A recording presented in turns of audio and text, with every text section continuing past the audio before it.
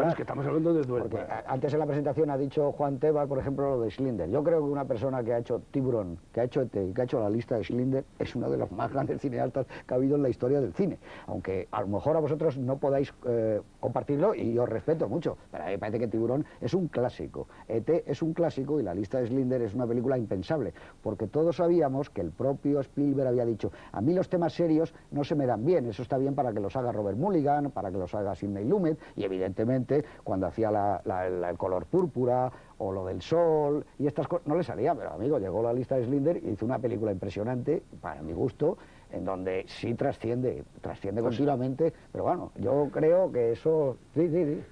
No, digo, lo que pasa es que podría decir 27 cosas según las que estáis diciendo. Yo lo que sí querría es cerrar, si puede ser, y me dejáis el tema Hitchcock, sobre todo por una razón personal. O sea, a mí Hitchcock empezó en los directores más grandes de la historia del cine. Lo que nos pasa a nosotros. Claro. Y ya Vértigo, no quiero decir nada. O sea, Vértigo, como algunos de los que me conocen saben, es mi película. Entonces no quiero ni comparar, o sea, no quiero ni pensarlo. Y lo mejor es no comparar. Por eso. Pero entonces quiero aprovechar para romper una lanza por este señor del cual nos toca hablar hoy, independientemente de su comparación con Hitchcock. No por la lista de Schindler, que a mí personalmente no me gusta. Por eso digo que a ti no te gusta. Pero sí por esta película. O sea, a mí por Duel sí la rompería por bastantes lados.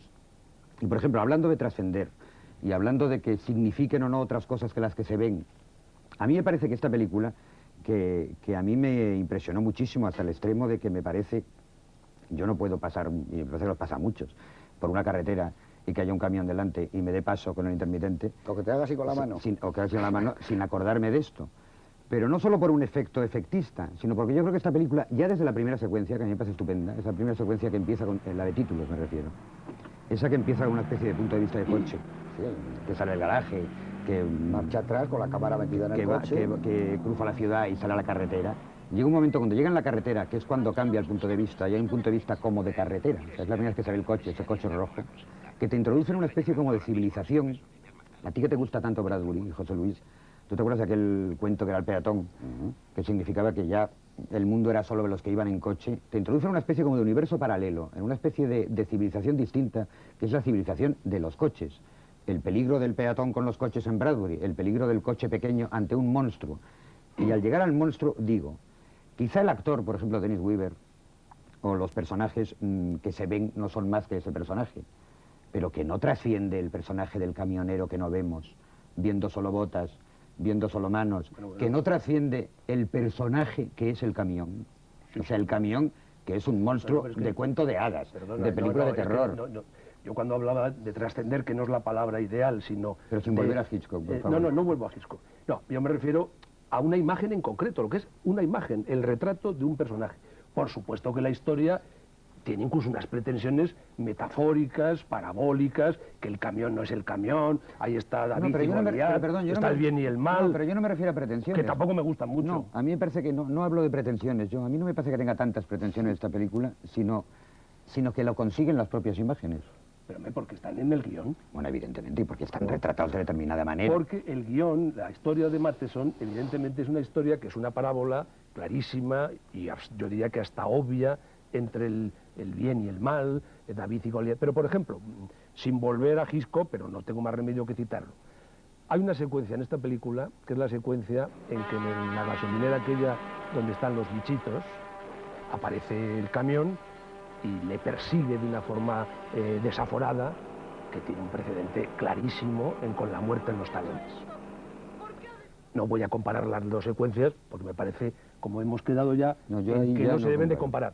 Pero sí que yo los comparo un poco narrativamente. Sí, pero bueno, Hitchcock, es que voy a hablar de otra cosa ahora. Ya, Hitchcock siempre hablaba... hablando de un chico de 23 años y de un maestro del cine que cuando tenía 23 años no hacía las películas de Vértigo. Sí. En las películas inglesas primeras... Sí, pero yo quiero decir una cosa simplemente narrativa. Es decir, Hitchcock siempre decía que sus películas tenían que ser verosímiles. No decía que fuesen verdaderas. Él decía, yo me invento una historia que tiene que tener mucha fantasía, pero tiene que ser una fantasía siempre con un cierto toque racionalista y que sean verosímiles. Y él inventó, que para los cinéfilos ya es una cosa que todos sabemos de qué estamos hablando, lo del MacGuffin. Él decía que los personajes tenían que moverse buscando una cosa determinada que a él no le parecía muy importante para el espectador, pero sí narrativamente para los personajes.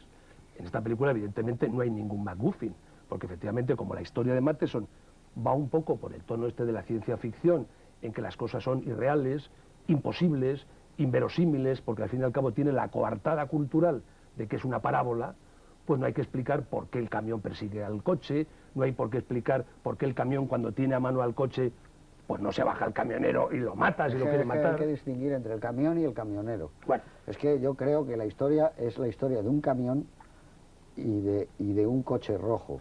Pero sí, sí. No de ellos, porque si hubiera un problema de agresividad, en el bar el Por camionero lo hubiera pegado. No, Y ojo, el camión no es realmente malo.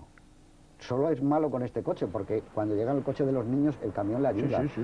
Coge a los niños, que todo el mundo parece que los va a matar. Eso es una broma cruel, realmente. Sí, pero pero ahí llega ese camión y está el motor Yo mal. creo que eso es uno de los 2 o 3 sarcasmos con los que juego. Yo creo no que es eso que el está camión intencionado. sea bueno. No, pero el camión da la vuelta. Es bueno, es malo con este ser...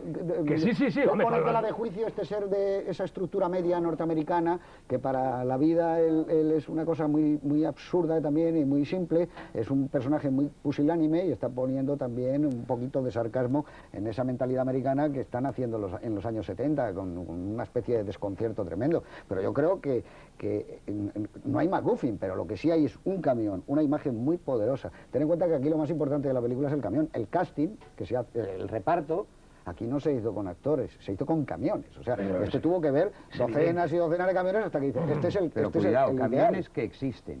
Sí, claro. O sea, Sí, son reales. Si en Stephen King, en el ¿Me escritor dejas que Stephen diga una King... cosa a propósito ¿Me dejas del- terminar un Sí, momentito? claro. Perdona, no quiero decir que es que como lo ha planteado bastante claro esto, Antonio, yo quería discutírselo un poco.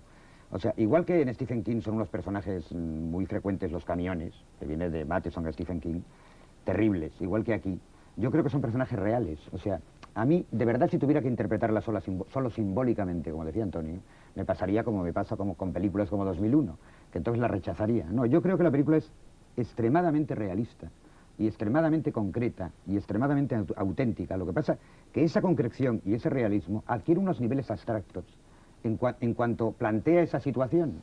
No sé, yo no sé si me explico al decir que yo no la interpreto simbólicamente, que si hay una intención simbólica, que es posible que la hubiera, a mí no me pesa. Yo encuentro esa riqueza posiblemente simbólica al ver esa situación totalmente real. ¿Tú crees que el comportamiento del camión, no digo del camionero, tiene sentido desde un punto de vista racional y realista? Desde el punto de, yo me lo creo, desde el punto de vista que el camionero se pica. El camión, no hablo del camionero. Porque estoy de camión- acuerdo. el camionero camión no se existe, pica. no existe. El camión y y le Danny persigue, Weaver- yo entro en esa vorágine totalmente fantástica que por otro lado se podía interpretar también, como tú dices, no simbólicamente, sino culturalmente, como el juego del gato y el ratón, o como el juego del caballero y el dragón a otros niveles. Yo creo que esa es Pero la no coartada que tiene una historia que es imposible y que tiene mucho de irreal, tiene una coartada cultural indiscutiblemente que la aceptamos. Y una por eso coartada aceptamos la real, película, ¿eh? en la civilización de la carretera, una Sí. coartada totalmente Pero real. Pero vamos a dejar hablar a Juan Miguel, que ha pedido la palabra. Yo lo que pretendo Oye, simplemente... antes de nada, a Hitchcock le volvía loco esta película, le gustaba horrores, ¿eh? Lo digo. Eso habría que Es verlo. una broma, Antonio. Con todo mi respeto, también Jico se podía equivocar. Que no, que es una coña. Yo lo que quisiera es hablar un poquito de cine, porque no quiero entrar Ah, en que esta nosotros no estamos discusión. hablando de No, cine. estáis hablando de una cosa metafísica, de las intenciones de los personajes, de todo esto. No, es que yo, todo está partido de algo que he dicho yo al principio y por lo visto no lo he explicado bien. Y ahora voy a intentar explicarlo de mejor, exclusivamente. Si es posible. Y a propósito de algo que ha dicho Juan Tema. Yo creo que el presunto error que hace que a mí no me guste la película, uno de ellos, es que no hay punto de vista. Él ha empezado diciendo, y tú has continuado, que empieza con una cámara subjetiva que sale de un garaje, Es un coche el que de sale. un coche, que después es una cámara subjetiva del conductor del coche. Plano sorprendente en esa Sí. época porque no había Steadicam, Sí, sí. una cosa de negro. Y después continúa en un plano fijo en el campo, etcétera, etcétera. Sin embargo, Spielberg, que yo creo que es un chico de 23 o 24 años, que no tiene experiencia y que naturalmente no puede ser una obra maestra nunca la película, no sabe todavía que las películas se las tienen que contar desde un solo punto de vista o mezclar habilidosamente algunos puntos de vista. Pero esa es la clave, no solamente del cine, sino es la clave de la narración, de la novela, de todo.